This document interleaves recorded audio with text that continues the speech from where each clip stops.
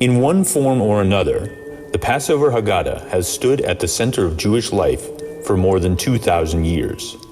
Among the most reproduced books ever written, the Haggadah's familiarity make it seem trivial, but its complex structure and obscure origins have perplexed scholars for centuries.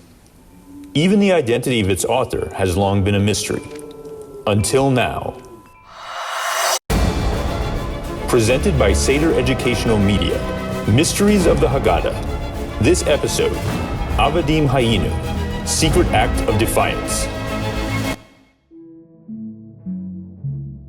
The Passover Seder is one of the highlights of the Jewish year. From the beginning of our people's history, parents have gathered with their children on this night to recount the story of the Exodus from Egypt.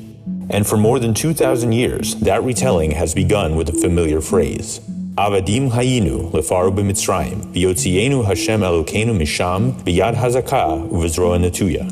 We were slaves to Pharaoh in Egypt, and the Lord our God took us out of there with a strong hand and an outstretched arm.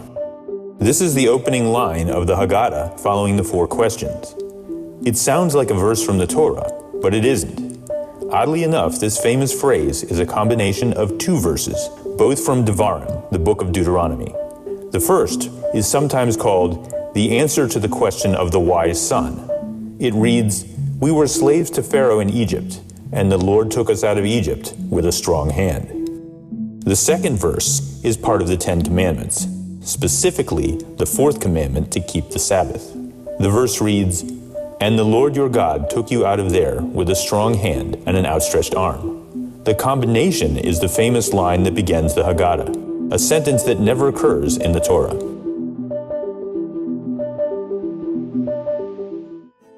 But why begin our story with this odd mixture of verses rather than quote the Torah directly? To understand that, we need to consider the original commandment to recount the Exodus on Seder night. The Torah says, "V'higata levincha," tell your child, with emphasis on telling your child. As we see from the famous passage of the four sons, different children require different answers, and the Torah encourages parents to tailor their answers to each individual child. This is also the message of the hybrid verse of Avadim Hayinu.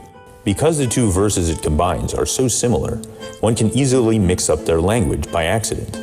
In other words, this invented biblical verse sounds just the way a parent might misremember or paraphrase one of the answers given by the Torah, a clever way to introduce an improvised version of the Exodus story tailored to your child.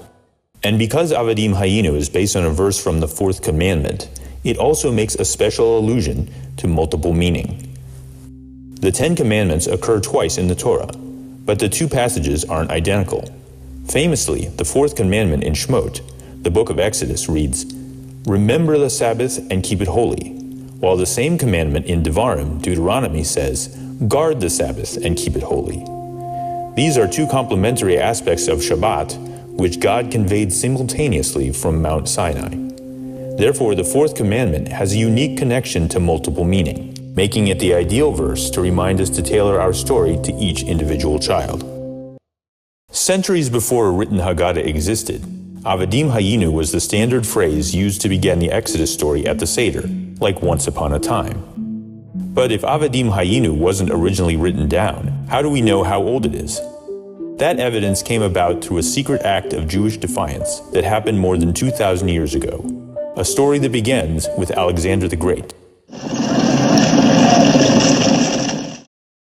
In the 4th century BCE, Alexander the Great embarked on a military campaign that defeated the Persians and rapidly created one of the largest empires in history, spanning from Greece to India to Egypt, including ancient Israel. But when Alexander died in 323 BCE, at the age of 32, his empire fractured into several smaller kingdoms, ruled over by his rival generals and their descendants. Initially, Jerusalem and other parts of ancient Israel were controlled by the Greek kingdom of Egypt.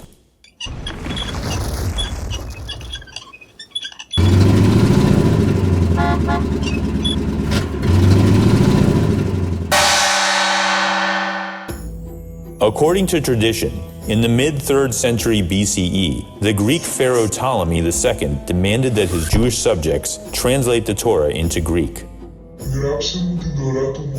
This was a major turning point in Jewish history, the first time Hebrew scripture had been translated into a foreign language. This ancient translation, called the Septuagint, eventually became the basis for the earliest Christian Bibles a few centuries later. The Septuagint is known to be an imprecise translation. According to the Talmud, several Torah passages were intentionally misinterpreted by the Septuagint's authors to prevent the Greek king and others from misconstruing the Torah's meaning. But one important error in the Septuagint that the Talmud doesn't mention is in the 21st verse in Deuteronomy 6, the basis of the phrase Avadim Hayinu. As mentioned earlier, the proper translation of this verse is, "We were slaves to Pharaoh in Egypt, and the Lord took us out of Egypt with a strong hand." But the Septuagint reads, "We were slaves to Pharaoh in Egypt, and the Lord took us out of there with a strong hand and an outstretched arm." This is obviously not the correct translation. Instead, it is almost identical to the opening phrase of the Haggadah, Avadim Hayinu. So why was this famous phrase inserted into the Torah's first official Greek translation? It was probably an act of defiance by the Septuagint's reluctant Jewish translators. Because while other intentional changes to the translation mentioned by the Talmud were made for the benefit of the Greek king, the secret inclusion of Avadim Hayinu was meant for his Greek-speaking Jewish subjects. Only someone familiar with the Passover Seder and its oral traditions would recognize the importance of this change. Avadim Hayinu was inserted here to remind Greek-speaking Jews that the Septuagint was not the Torah and would never replace the Torah. Fascinatingly, through their small act of resistance against a foreign king, the translators of the Septuagint created fossil evidence of an oral tradition that probably wasn't written down for at least another 700 years. And we possess this evidence today because of a time capsule maintained for over 2 millennia, first by Greek-speaking Jews, but later exclusively by Christians. In fact, several Christian denominations, including the Greek Orthodox and Armenian churches, still retain this mistranslation in their official Bibles. When written Haggadahs were composed more than 1,000 years ago, the phrase Avadim Hayinu was expanded into a full paragraph. Although we no longer improvise the way we once did, the modern paragraph of Avadim Hayinu still reminds us that elaborating on the Exodus story at the Seder is a praiseworthy act. The editor of our Haggadah also quietly maintained the original theme of Avadim Hayinu, multiple meaning, by composing 2 similar versions of the paragraph that coexist side by side in different printed versions of the Haggadah today. We know this because those 2 versions contain different hidden messages, including his own name. But that's a story for a different episode. Please show your support by clicking subscribe and visit us at PesachHaggadah.org.